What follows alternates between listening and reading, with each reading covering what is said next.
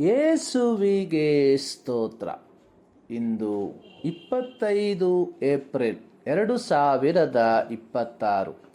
ಎಲ್ಲರಿಗೂ ವಾರಾಂತ್ಯದ ಶುಭಾಶಯಗಳು. ಈ ದಿನದ ಧ್ಯಾನ ಭಾಗ ಪೌಲನು ತೀತನಿಗೆ ಬರೆದ ಪತ್ರಿಕೆ 3ನೇ ಅಧ್ಯಾಯದ 2ನೇ ವಾಕ್ಯದ ಕೊನೆಯ ಭಾಗ. ಎಲ್ಲ ಮನುಷ್ಯರಿಗೆ ಪೂರ್ಣ ಸಾಧುಗುಣವನ್ನು ತೋರಿಸುತ್ತಾ ಸಾತ್ವಿಕರಾಗಿರಬೇಕೆಂತಲೂ ಅವರಿಗೆ ಜ್ಞಾಪಕ ಕೊಡು.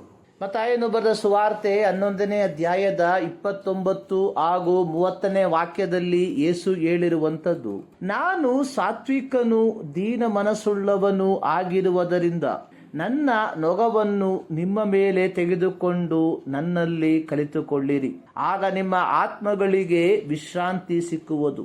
ಯಾಕೆಂದರೆ ನನ್ನ ನೊಗವು ಮೃದುವಾದದ್ದು, ನನ್ನ ಹೊರೆಯು ಹಗುರವಾದದ್ದು ಆಗಿದೆ. ಪೌಲನು ಎಫೆಸ ಸಭೆಯ ದೇವಜನರಿಗೆ ಪತ್ರಿಕೆಯನ್ನು ಬರೆದಿರುವಾಗ ಅವರ ನಡತೆ ಹೇಗಿರಬೇಕೆಂದು ವಿವರಿಸಿರುವಂಥದ್ದು. ನೀವು ಪೂರ್ಣ ವಿನಯ ಸಾತ್ವಿಕತ್ವಗಳಿಂದಲೂ ದೀರ್ಘಶಾಂತಿಯಿಂದಲೂ ಕೂಡಿದವರಾಗಿ ಪ್ರೀತಿಯಿಂದ ಒಬ್ಬರನ್ನೊಬ್ಬರು ಸಹಿಸಿಕೊಳ್ಳಿರಿ. ಎಫೆಸ್ಯ 4:2. ಪೌಲನು ತೀತನಿಗೆ ಈ ಪತ್ರಿಕೆಯನ್ನು ಬರೆಯುವಾಗ ಪ್ರಾಯಿಟಿಸ್ ಹಾಗೂ ಎಪಿಕಿಸ್ ಎಂಬ 2 ಗ್ರೀಕ್ ಪದಗಳನ್ನ ಈ ಭಾಗದಲ್ಲಿ ಬಳಸಿರುವಂತದ್ದಾಗಿ ನೋಡುತ್ತೇವೆ. ಪ್ರಾಯಿಟಿಸ್ ಪದದ ಅರ್ಥ ಸೌಮ್ಯತೆ, ನಮ್ರತೆ. ಎಪಿಕಿಸ್ ಪದದ ಅರ್ಥ ನ್ಯಾಯಯುತತೆ, ಸೌಮ್ಯ, ಮೃದುತ್ವ ಎಂಬುವುಗಳಾಗಿದೆ. ಆದಿಮ ಸಭೆಯ ಕಾಲದಲ್ಲಿ ರೋಮನ್ನರು ಅಧಿಕಾರದ ಸ್ಥಾನಮಾನಗಳನ್ನು ಬಲವಂತದ ಮೂಲಕ ಹೊಂದಿಕೊಳ್ಳಲು ಪ್ರತಿಪಾದಿಸುತ್ತಿರುವಾಗ ಆದಿಮ ಸಭೆಯ ಅಪೊಸ್ತಲರು ಬಲವಂತವನ್ನು ಬದಿಗೊತ್ತಲು ಕರೆ ನೀಡುವವರಾದರು. ಸೌಮ್ಯತೆ ಆದಿಮ ಸಭೆಯ ಅವಿಭಾಜ್ಯ ಅಂಗವಾಗಿ ಮಾರ್ಪಟ್ಟಿತು. ಪೌಲನು ತಿಮೋತಿಯನಿಗೆ ಸಭಾಧ್ಯಕ್ಷನ ಆಯ್ಕೆಯ ವಿಚಾರದಲ್ಲಿ ಬರೆದಿರುವಾಗ ಸಭಾಧ್ಯಕ್ಷನು ಸಾತ್ವಿಕನಾಗಿರಬೇಕು ಎಂದು ಬರೆದಿರುವಂತದ್ದನ್ನು ನೋಡುತ್ತೇವೆ. 1 ತಿಮೋತಿ 3:3.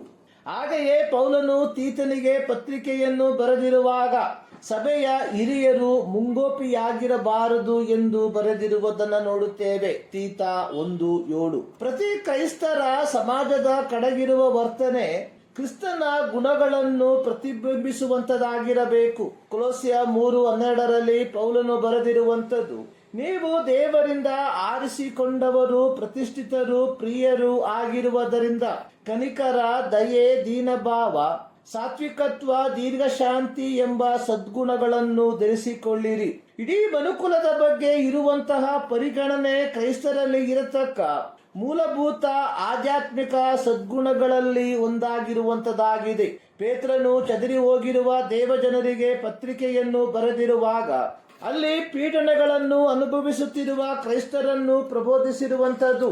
ಯಾವನಾದರೂ ನಾಶವಾಗುವುದರಲ್ಲಿ ಆತನು ಇಷ್ಟಪಡದೆ ಎಲ್ಲರೂ ತನ್ನ ಕಡೆಗೆ ತಿರುಗಿಕೊಳ್ಳಬೇಕೆಂದು ಅಪೇಕ್ಷಿಸುವನಾಗಿ ನಿಮ್ಮ ವಿಷಯದಲ್ಲಿ ದೀರ್ಘಶಾಂತಿಯಿಂದಿದ್ದಾನೆ. 2 ಪೇತ್ರ 3ನೇ ಅಧ್ಯಾಯದ 9ನೇ ವಾಕ್ಯ. 5ನೇ ಮುದ್ರೆ ಒಡೆದಾಗ ಹತರಾದವರ ಆತ್ಮಗಳು, ಭೂನಿವಾಸಿಗಳು ನಮ್ಮನ್ನು ಕೊಂದದಕ್ಕಾಗಿ ನೀನು ಎಷ್ಟು ಕಾಲದವರೆಗೆ ಪ್ರತಿದಂಡನೆ ಮಾಡದೆ ಇರುವಿ ಎಂದು ಕೇಳಿದಾಗ ಅವರಿಗೆ ಹೇಳಲ್ಪಟ್ಟದ್ದು, ನಿಮ್ಮ ಹಾಗೆ ಹತರಾಗುವವರ ಸಂಖ್ಯೆ ಪೂರ್ಣವಾಗುವ ತನಕ. ಪ್ರಕಟಣೆ ಪುಸ್ತಕ 6ನೇ ಅಧ್ಯಾಯದ 9ರಿಂದ 11 ವಾಕ್ಯ.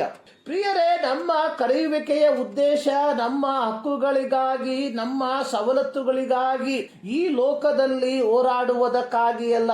ಬದಲಿಗೆ ಈ ಸಮಾಜದಲ್ಲಿ ಕ್ರೈಸ್ತರಾದ ನಾವುಗಳು ಅಧಿಪತಿಗಳಿಗೂ ಅಧಿಕಾರಿಗಳಿಗೂ ಅಧೀನರಾಗಿ ಜೀವಿಸಿ ಸತ್ಕಾರ್ಯಗಳನ್ನು ಮಾಡುತ್ತಾ ಯಾರನ್ನೂ ದೂಷಿಸದೆ, ಕುತರ್ಕ ಮಾಡದೆ, ಎಲ್ಲರೊಂದಿಗೆ ಸೌಮ್ಯತೆಯೊಂದಿಗೆ ಒಡನಾಡಿ ಇದರ ಮೂಲಕ ಮಾರ್ಪಡಿಸಲು ಶಕ್ತವಾಗಿರುವ ದೇವರ ಶಕ್ತಿಯನ್ನು ಸಮಾಜದಲ್ಲಿ ತೋರ್ಪಡಿಸಿ ಅದರ ಮೂಲಕ ಅನೇಕರನ್ನು ಕ್ರಿಸ್ತನ ಹಾಗೆ ಮಾರ್ಪಡಿಸುವುದಕ್ಕಾಗಿ.